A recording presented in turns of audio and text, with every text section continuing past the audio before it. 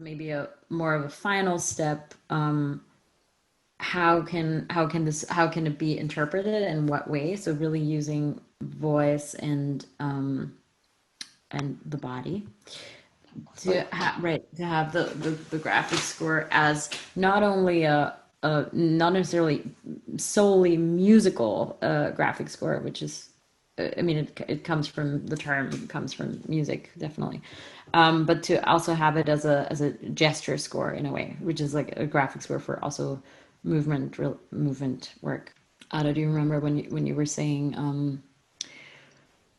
that we could almost revert the process, also like, or like have the opposite, where I'm with these walk impressions and these videos I could send you, that Mm-hmm. you are dying a chord, or you are actually using those as a score, as a graphic score almost, For a pattern, yeah.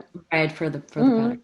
Right. Yeah, completely. Yeah. This allows us to freestyle, like, so this, the graphic score, which comes from the pattern, which would turn into performative actions, and then this walks through the city to connect with like urban landscape to make dice.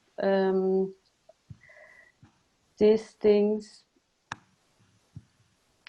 could be like a way to get, like, then if you would think of a final project, if you would ever continue with that, we could like create a piece that could be played through the city, like, um, that was also something we briefly talked about, that the fact that most things have to now take place outside, outdoors better, and not too many people at the same place and so on. So it could be really cool to have, instead of a workshop kind of thing, more a performance with dyes, textiles, and movement. So that it becomes really something you can just watch and enjoy, um, as a visual experience, and sound probably, in specific open air places through the city. When I hear you say that, it also, there's this like this need for nature also, as in like the Mm-hmm. human body. So we're searching these in the urban environment, we're searching the moments of nature, we're searching moments of just humanness, of physicality, of the body in action, in motion. Everything about this pandemic thing has been, at least for me, from my own experience, been tying me a lot into very static, obviously, being in front of the computer, creating in front of the computer. We're very confined in our little Mm-hmm. spaces, and so it's, everything is very static in a way. So Yeah, bring the movement, and it's also what sound yeah, and music does, of course. I find graphic scores are so helpful because they're alive to me. Like, that's why I work with them a lot. And your work is so alive, and you're using that in your installations. It's all, you're inviting the audiences to sometimes, and it feels like it lives, versus it's like, oh, here's this thing, and you just look at it, you know. It just keeps living. It kind of has its own life, it feels to me, from what I've been seeing. yeah.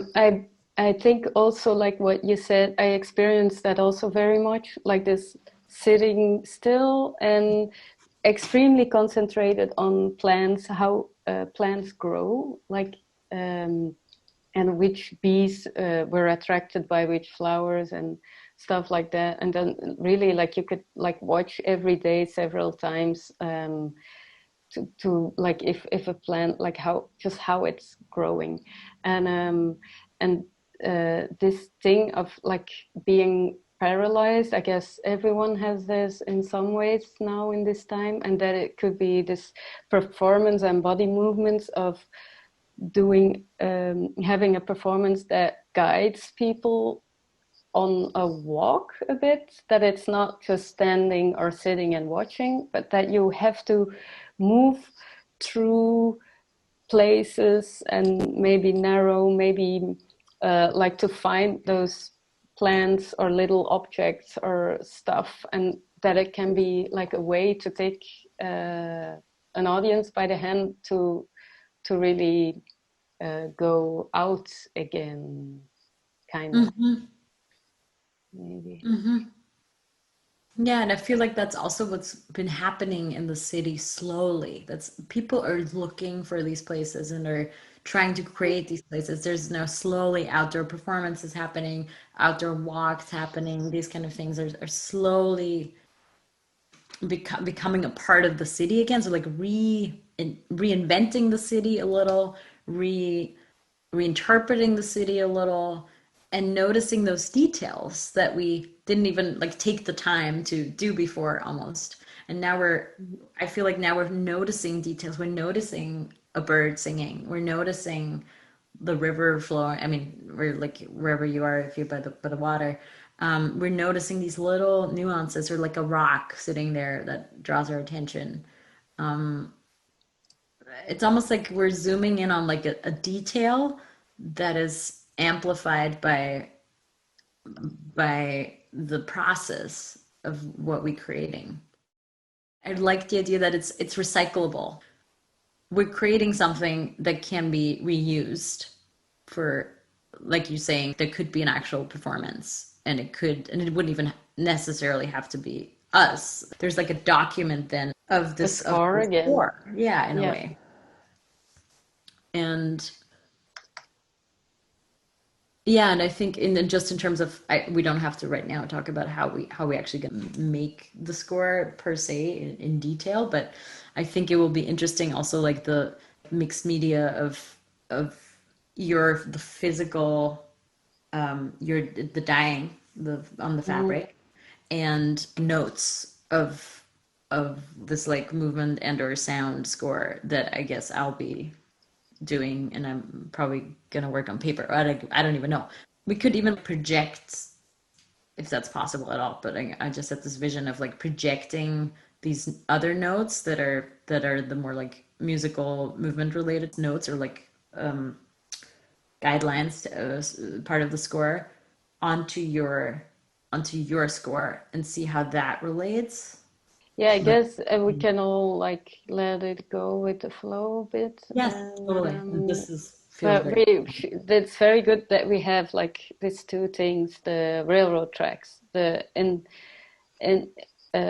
industrial, uh, post-industrial environment, or yeah. remains of an industrial environment, and the second is the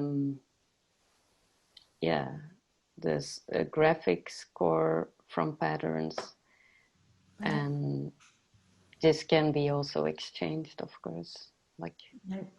um, And I told you that earlier, but I think it's just so fun also because it relates to railroad tracks.